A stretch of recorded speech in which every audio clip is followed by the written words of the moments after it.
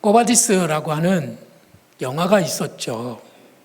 그 영화의 배경은 예수님께서 십자가에 달려 돌아가신 지 36년이 지난 네로라고 하는 아주 난폭한 왕이 로마를 다스릴 때였습니다. 로마의 황제 네로는 정치적인 위기에 몰리게 됐어요. 그러니까 그 위기에서 어떻게 해서든지 벗어나기 위해서 로마 시내를 전부 다 불태웁니다. 그리고 그 기독교인들이 로마를 불태웠다라고 하는 누명을 씌워서 기독교인들을 핍박했습니다. 원형 경기장에서 수만 명의 기독교인들이 사형을 받아서 숨졌습니다. 이렇게 로마의 박해가 심해졌기 때문에 기독교인들이 그곳에서 마음대로 선교 활동을 할 수가 없었어요. 그래서 그곳에 있던 베드로는 이제 그 박해를 피해서 로마 시내를 벗어나서 은밀히 다른 곳으로 가고 있었습니다. 그런데 저쪽에서 누가 오시는데 예수님이 십자가를 지고 지금 로마로 들어가고 계셨습니다. 자기는 로마를 벗어나서 다른 곳으로 도망가고 있는데 예수님은 로마로 들어가고 계시는 거예요. 그래서 베드로가 그분이 주님인 것을 알고 주여 어디로 가시나이까? 그걸 라틴어로 하면은 꾸어바디스 도미네입니다.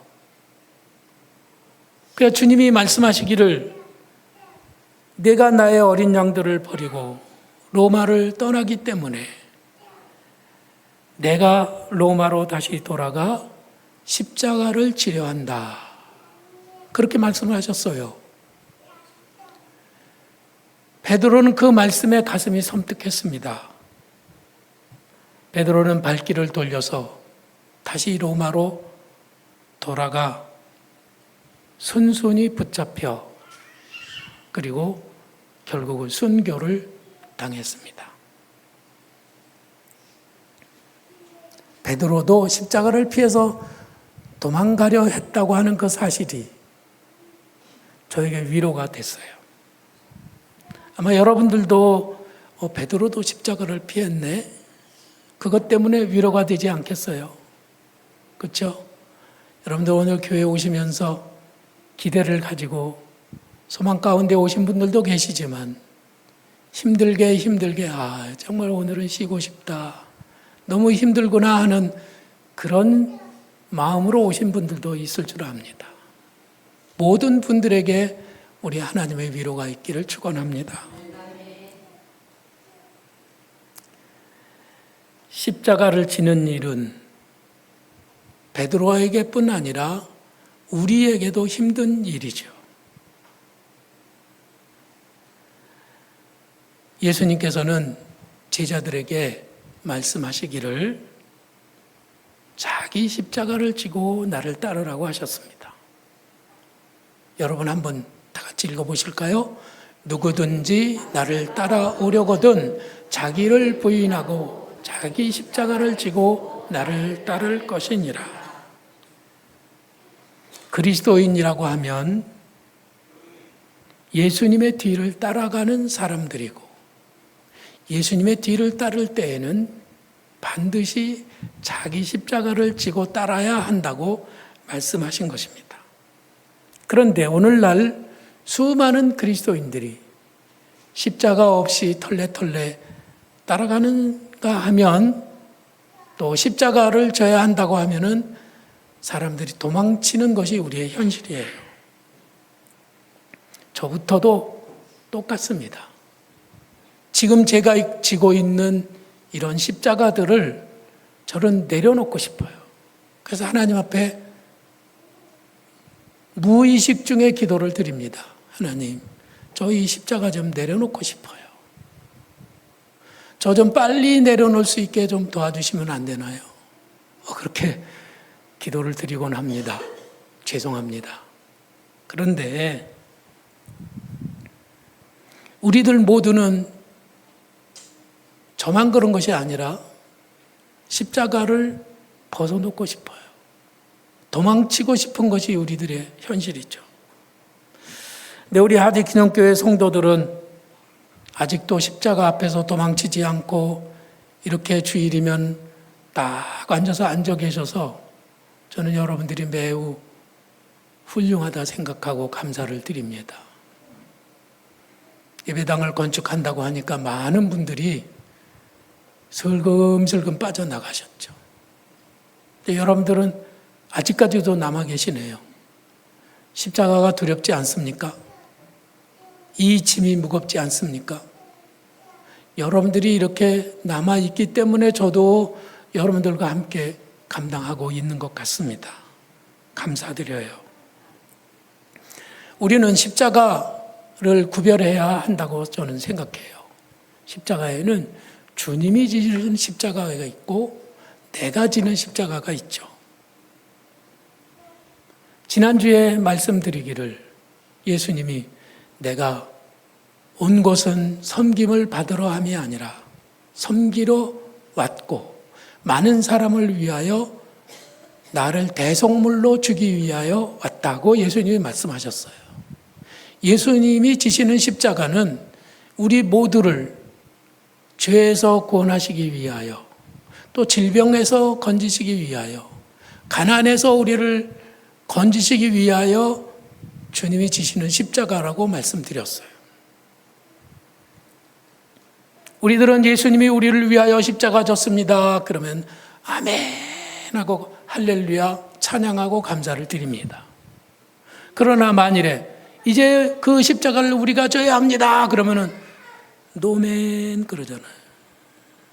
그 십자가는 우리들이 아직 생각하지 않았어요. 자기 십자가에 대해서 우리들이 골몰이 생각하지 않았습니다. 제 아내가 저에게 말했어요. 여보, 이번 주 설교는 뭐예요? 이번 주 설교는 자기 십자가예요. 그랬더니 또 십자가예요? 안 그래도 삶의 짐이 무거운데 또 십자가예요? 그래서 제가 또 섬뜩했어요. 근데 여러분, 사도 바울은 말하기를 나의 평생 자랑은 주의 십자가로다. 예수님의 십자가를 사랑하고 자랑한다고 말했던 것이죠. 우리 그리스도인들이 누구냐? 그러면 우리들은 예수님이 십자가를 지고 앞서가실 때 우리들은 주님의 십자가를 지고 나에게 주어진 십자가를 지고 그 뒤를 따라가는 십자가 군병들인 것이죠. 할렐루야. 거봐요. 아멘이 잘 안 되시잖아. 십자가 군병이란 주님이 앞서 십자가를 지고 가시는데 나도 십자가를 하나 지고 주님의 뒤를 따라갈 때 그때 십자가의 군병인 것이죠.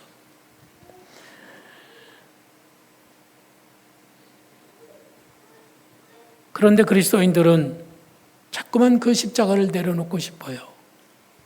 성경에 말씀하시기를 누구든지 자기 십자가를 지고 나를 따르지 않는 자도 능히 내 제자가 되지 못하리라. 예수님을 따르는 제자들이란 십자가를 져야 제자지 십자가를 지지 않으면 제자가 아니라고 말씀하셔요.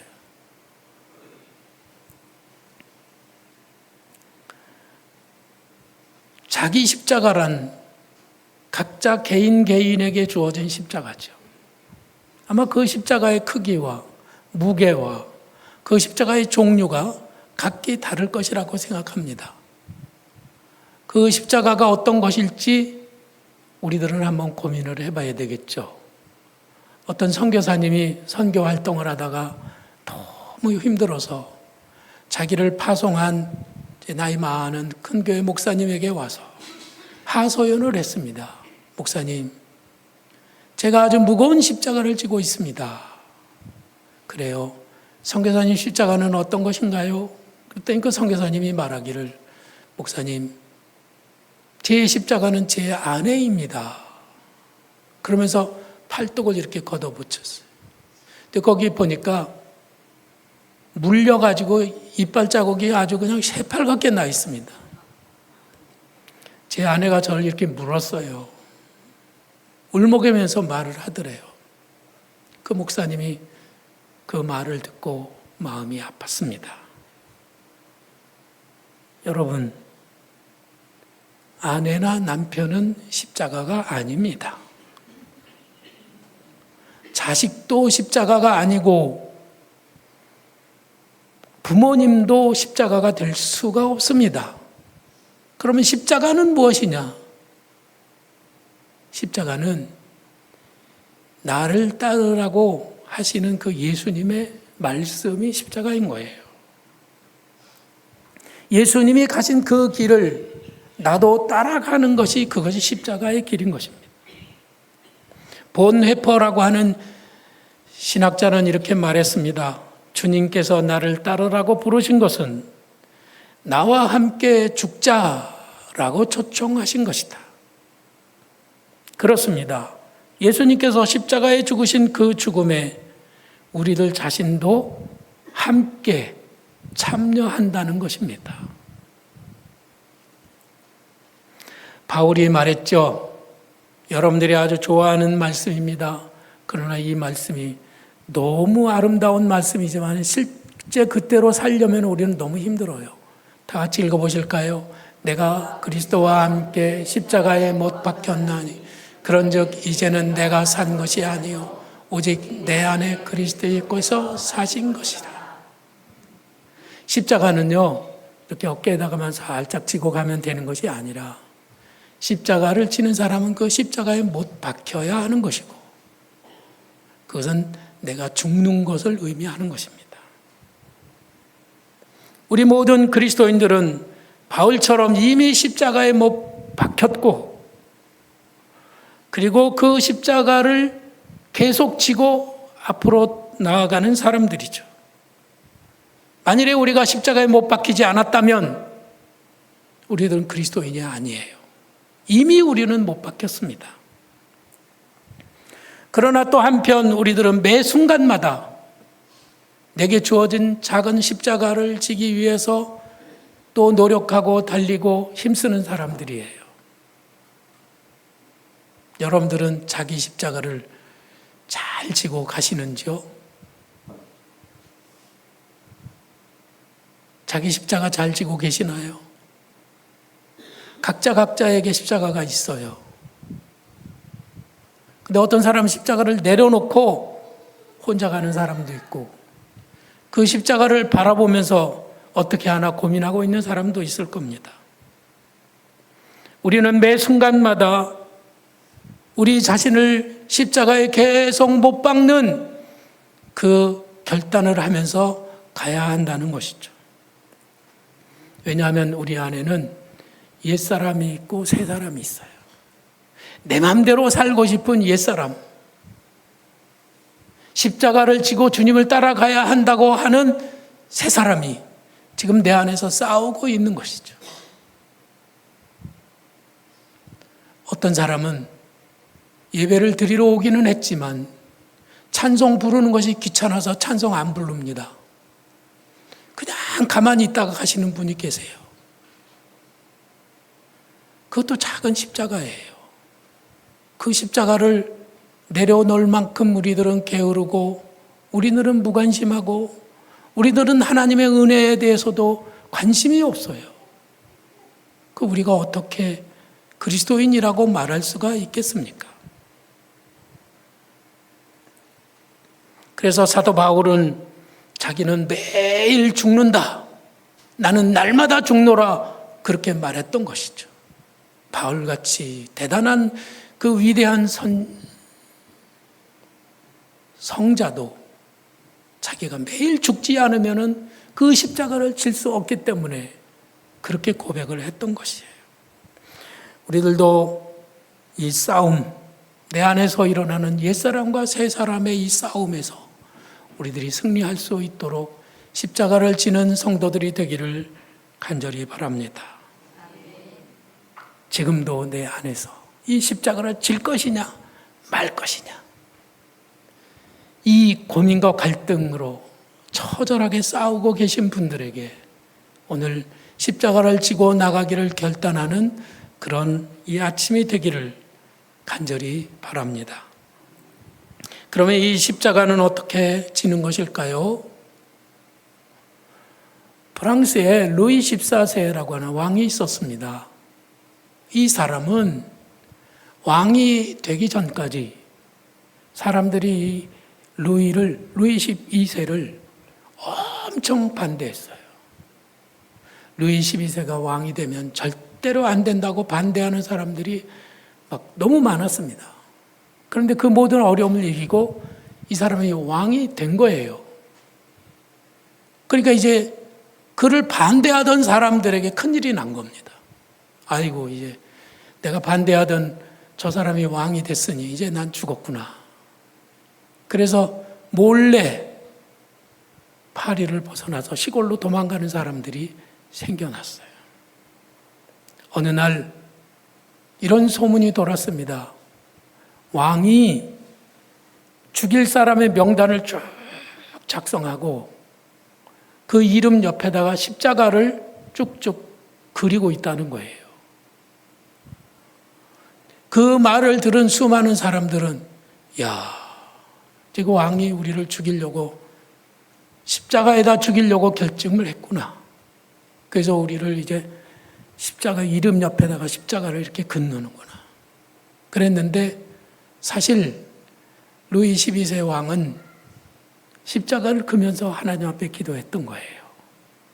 자기를 그렇게 반대하고 모함하던 그 사람들을 한 사람 한 사람 이름을 부르면서 하나님, 십자가의 사랑으로 제가 이 사람을 용서하겠습니다. 십자가의 사랑으로 이 사람도 용서하겠습니다.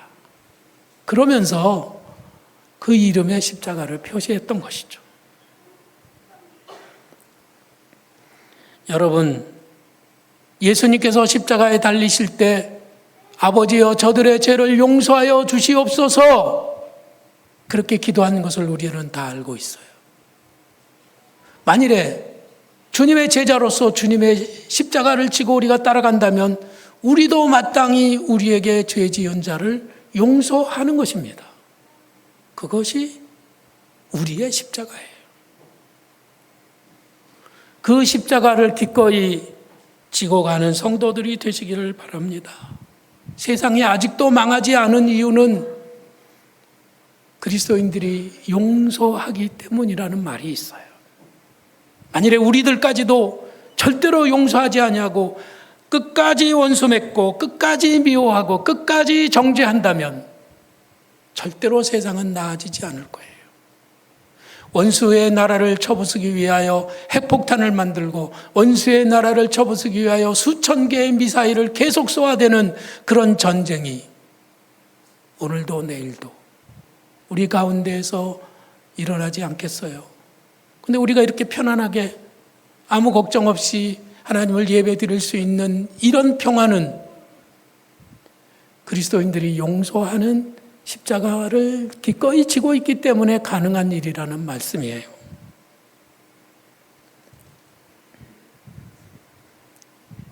또 자기 십자가는 어떤 것이냐면 사랑의 십자가입니다. 20세기 초 이탈리아의 시인이었던 지오바니 파니니라고 하는 시인이었어요. 그의 어머니는 신실한 크리스찬이었습니다. 그런데 이 지오바니 파니니는 하나님을 믿지 않았어요.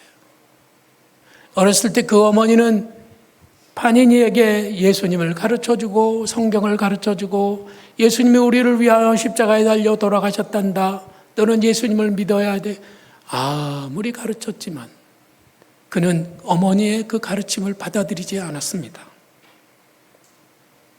저는 곰곰이 생각했어요. 어린 시절 어머니와 함께 했던 수천 번의 예배와 수만 번의 기도가 그를 변화시키지 못했던 것이죠.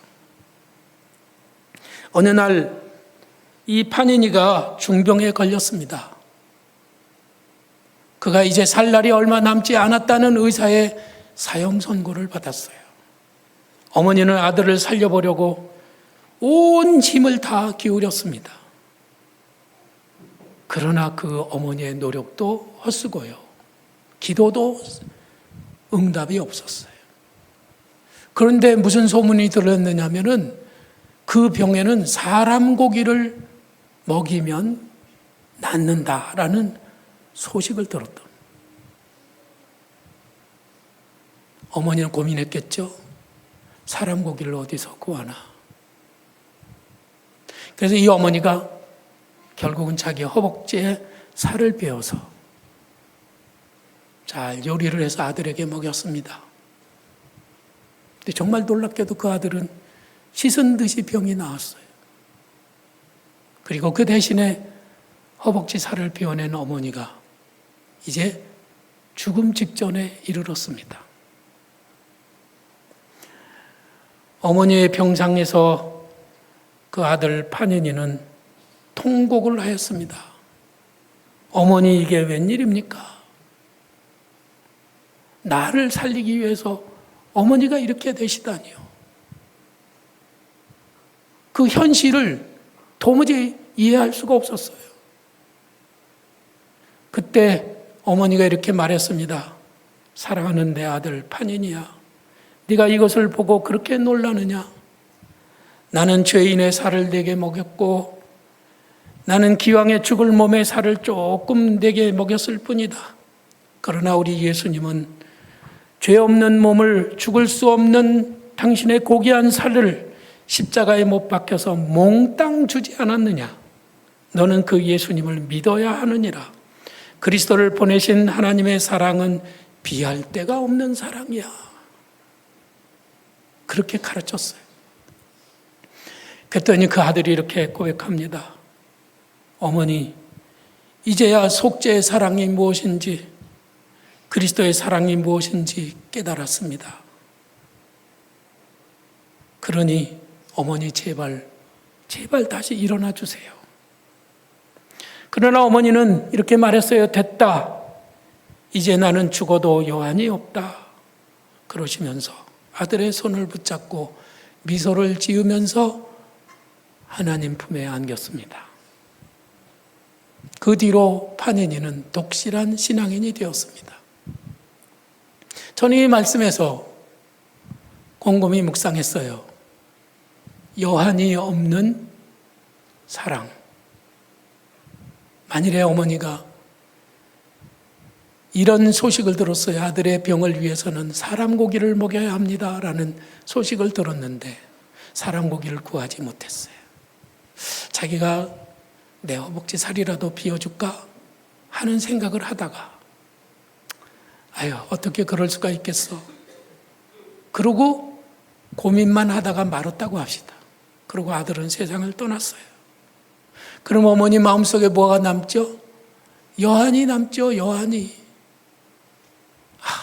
내가 그때 내 살을 비워서라도 아들을 먹이고 살렸어야 했는데 하는 후회가 되지 않겠어요? 그거를 여한이라고 하는 겁니다. 어머니는 여한이 없는 사랑을 아들에게 쏟아 부었습니다. 그래서 어머니는 세상을 떠나면서도 아들아, 나는 여한이 없다. 그럴 수 있었던 것이죠.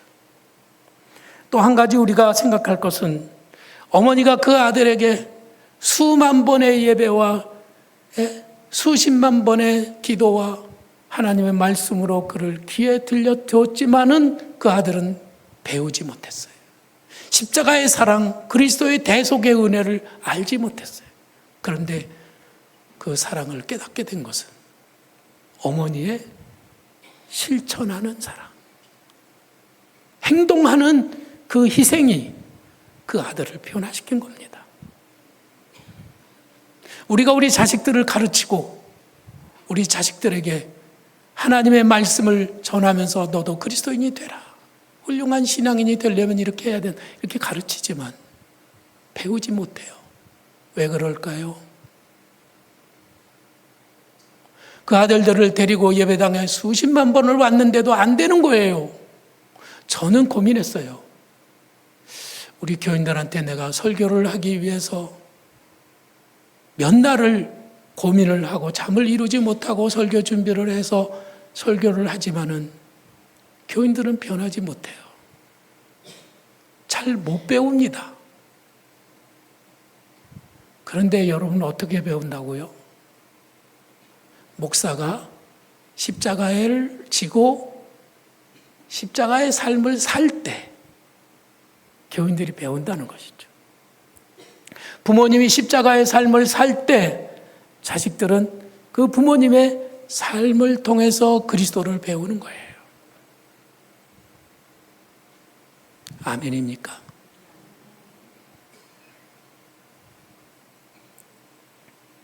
설교만으로는 절대로 못 배워요. 행동으로 희생하고 헌신하고 나를 죽여서 그 생명을 나눠줄 때 성도들이 배우는 것이죠. 예배당을 건축하면서 이 십자가가 제게는 너무 힘든 것이 사실입니다. 그러나 이 십자가를 기꺼이 짐으로써 여한이 없기를 바라는 거예요. 제가 만일 온 힘을 기울이지 못하고 예배당을 건축하지 못하고 은퇴를 했다고 합시다. 그러면 저에게는 여한이 남는 거죠. 여러분들에게도 여한이 없는 신앙이 되기를 간절히 바랍니다. 만일 우리 아이들이 우리에게 말하기를 엄마 아빠 이렇게 훌륭한 예배당을 건축할 때 엄마는 뭐 했어요? 아빠는 뭐 했어요? 그러면 여러분들은 뭐라고 말할 게 있습니까? 야, 난 예배당 건축하기 위해서 엄청 기도했어. 이 예배당 건축을 통해서 하나님을 만날 수 있게 해달라고 기도했지. 이 예배당이 신앙의 유산이 되게 해달라고 기도했지. 나 이 예배당 건축하면서 하나님 앞에 엄청 헌신하고 희생했어. 힘들 일도 많았지만 예배당 건축이 내 삶의 1차적인 목표였단다. 기쁘게 십자가를 진 이야기를 우리 다음 세대에게 들려줄 수 있는 그런 성도들이 되시기를 바랍니다. 여러분은 이 찬양이 가능하다고 생각하십니까? 참 기쁜 마음으로 십자가 지고 가라. 가능한 일일까요? 며칠 전 우리 새 대통령이 G7 정상회의에 다녀왔습니다. 밤에 비행기를 타고 출발해가지고 비행기에서 하루를 자고 다음날 그리고 회의를 하고 출발해가지고 그 다음날 새벽에 도착했어요. 1박 4일을 다녀온 거죠. 1박 4일. 1박 4일 동안 다녀온 그들이 갈 때는 막 차려입고 아주 예쁘게 하고 갔지만 돌아올 때 모습들은 아주 초췌한 모습이었어요. 그럴 것이 얼마나 고단했겠습니까? 대통령 비서관 중에 한 사람은 막 코피를 쏟았다고 그래요. 고위공직자 한 사람이 방송에 나와서 인터뷰를 하는데 앵커가 물어봤습니다. 이번 정상회의는 어땠습니까? 그러니까 그 고위공직자 한 사람이 이렇게 말했어요. 기쁘게 힘들었습니다. 저는 그 말을 들으면서 우리 예수님을 생각했습니다. 제자들을 생각했습니다. 예수님이 앞서 가실 때 예수님이 나병 환자들을 깨끗이 하고 죽은 자를 살리시고 앉은 병이를 일으키시고 오병이어로 5,000명을 먹이시는 그런 일을 행하실 때 예수님의 뒤를 따르는 제자들은 얼마나 기분이 좋았겠어요. 온 세상을 얻은 것 같은 기쁨이 있지 않았겠어요. 그러나 그걸로 끝나는 게 아니라 예수님을 진짜로 따르려면은 우리도 작은 십자가, 내게 주어진 십자가를 지고 주님을 따라야 한다고 하는 것이죠. 저마다에게는 자기 십자가가 있기 때문입니다. 그것을 질 때 제자가 된다는 것이죠. 그럴지라도 십자가는 기쁘게 질 만한 그런 짐이 아닐 수 있어요. 성경에 이런 말씀이 있습니다. 다 같이 읽어보시겠습니다. 믿음의 주요 또 온전케 하시는 이 예수를 바라보자. 그는 그 앞에 있는 기쁨을 위하여 십자가를 참으사 부끄러움을 개의치 아니하시더니 하나님 보좌 우편에 앉으셨느니라. 아멘.